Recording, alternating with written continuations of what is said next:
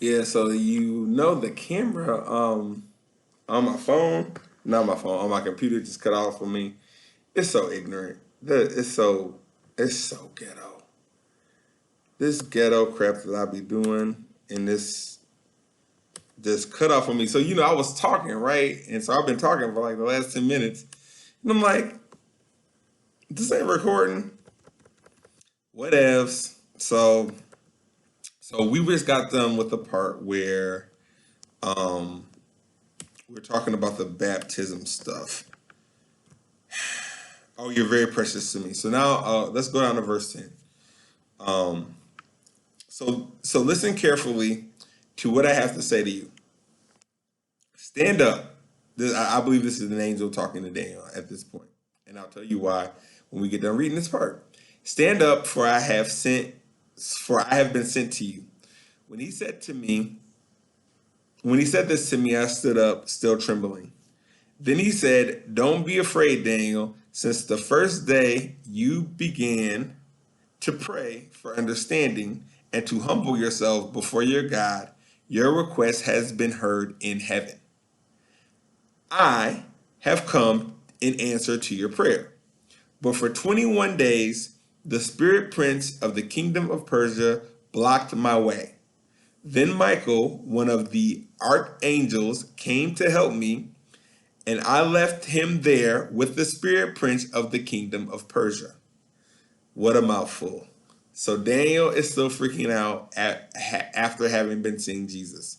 After seeing Jesus, um, the angel says to him, "Listen, man, you're precious to God. The moment you started praying, God sent me to answer your prayer." Awesome, right?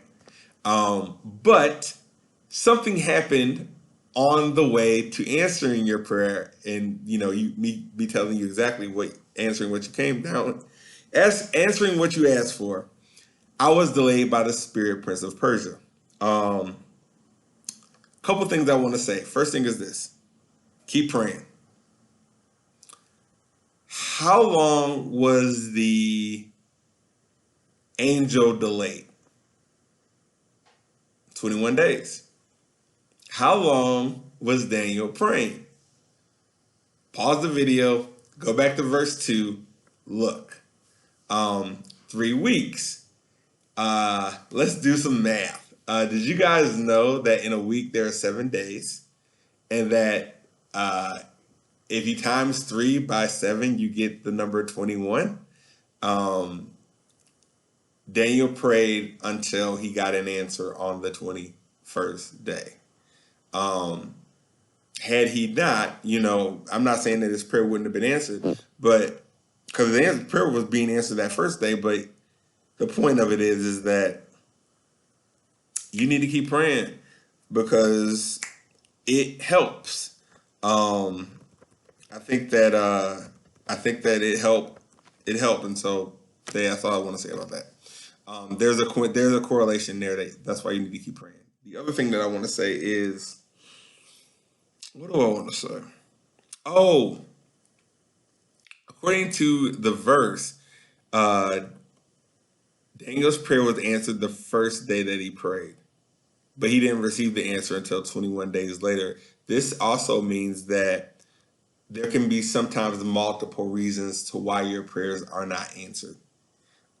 Sometimes it could be God genuinely saying no. Sometimes it's God saying not yet, which means that you're not ready for the thing that you're asking for. Um, and sometimes it's something spiritual like this, where it's like God is trying to get something done, but there are obstacles in the way. Anybody who's ever had to work with people know that sometimes people don't feel like doing what you say. So if you've ever been a child, and you've ever had your parents tell you to do something that you really weren't feeling like doing, you can relate to what God is going through here.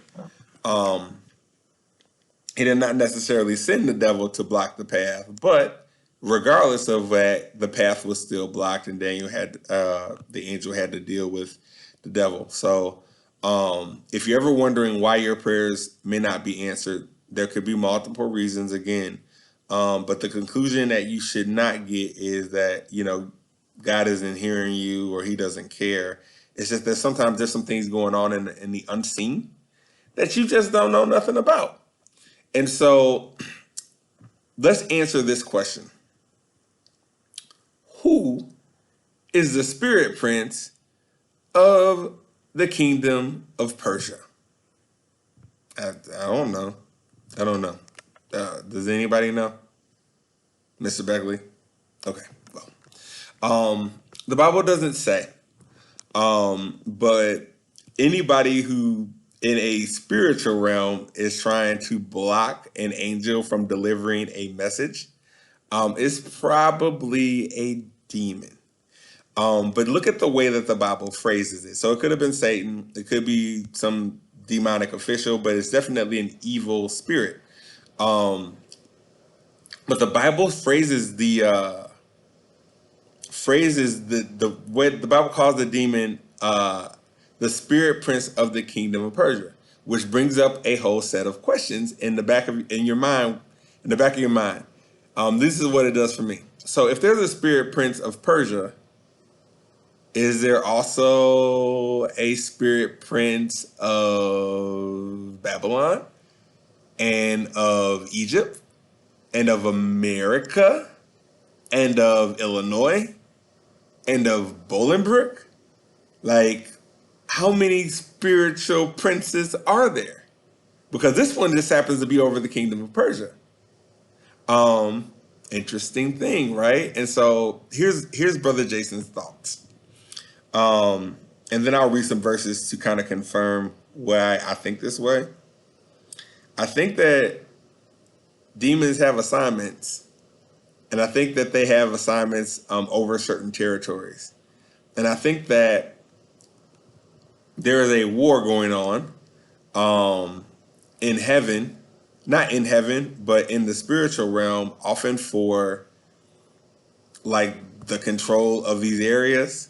I know, right? We're going like really weird, but there's a reason why. Like, there's a reason why some places there always seems to be a lot of death. Like, for example, in Chicago, everybody's not shooting up people everywhere, but there seems to be a strong hold of gun violence there. And I bet you, I can't see it, but I bet you there's some demonic stuff involved. That being said, let's read some verses to confirm what I am talking about, and you guys can draw your own conclusions. But there's definitely some things going on. So the first verse I want to share with you is 2 Corinthians chapter 2, verse 11. And it says this. I don't know if we're going to stop here or not, but let's see. It says this in verse 11. So that Satan will not outsmart us, for we are familiar with his evil schemes. The verse says that Satan won't outsmart you if you're familiar with his schemes. And one of the schemes of the devil is for you to believe that he does not exist, that you're just going about your day and he's not interfering with what you have going on. You just think you're having a bad day or that people are just tripping.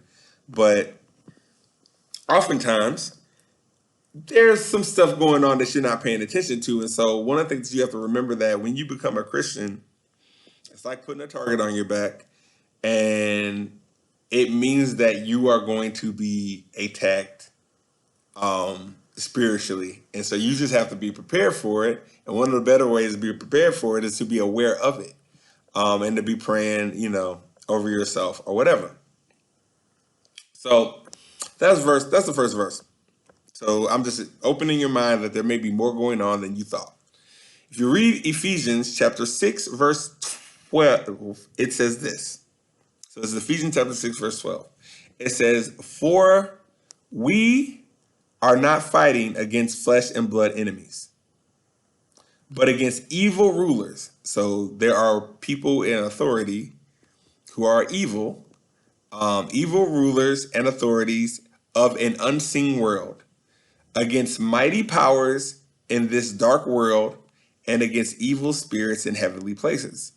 So according to Paul in Ephesians chapter 12, like Paul is living on earth, but he's fighting against evil rulers and authorities in an unseen world, which means that there are people who have power and authority that he can't see, but they have an effect on the world that he lives in.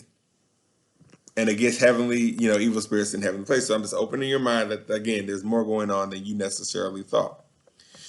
Now, in Matthew chapter 3, verse 22, Jesus is casting out demons. And the Pharisees make this statement to Jesus, and they say, hey, Jesus, the only reason why you can cast out demons is because you are the prince of demons, and you're demonic, and you're just telling your demons to move around, and you're playing tricks. And so Jesus responds to that, and he says this, and this is Matthew chapter 3, verse 22. But the teachers of religious law who had arrived from Jerusalem said, he's possessed by Satan, the prince of demons. That's where he gets the power to cast out demons. Jesus called them over and responded with an illustration. And he said this, how can Satan cast out Satan? He asked. A kingdom divided by civil war will collapse. Similarly, if a family splintered by feuding will fall apart. And if Satan is divided and fights against himself, how can he stand? He would never survive. Two things. Thing number one, demons work together to bring you down. They play team basketball. The other thing is that, if you are constantly fighting against your family, just know that your house is divided, and according to Jesus, it will not survive. Christ should bring unity in some sense, in the sense of that Christians should act like Christians, and that often helps to bring unity. Sometimes if you got evil people in your family, people who hate God, there will be a divide because there's somebody standing for righteousness and somebody standing for the demonic. In that case, you guys are not on the same team. But if everybody in your house claims to love God and they're still feuding and fighting and stuff, then there's something wrong. And you need to not play into it. Remember, the devil won't outsmart you if you're wise to his schemes. Sometimes he can use us to say and to do hurtful things if we are in our feelings and not being wise to, it could be him trying to tempt us. Let's keep going. So in this verse, we learn that in the devil's kingdom, he's working together. Like, they're working together. There's unity. Everybody's focused on what they need to do. According to Ephesians chapter 6, verse 12, there's authorities and rulers. And so I always had this vision of it being more military. And so when you go back to Daniel chapter 10 and you say, okay, there's a spirit prince in Persia, it seems like he's very organized and that there are demons in different locations running things, kind of like in a militaristic sense, keeping strongholds and all that stuff. Hate to go this deep, but I just really want you guys to know that there might be more going on than you originally assumed. Let's go back to, let me check time. So at this point, we are at the 45-minute mark.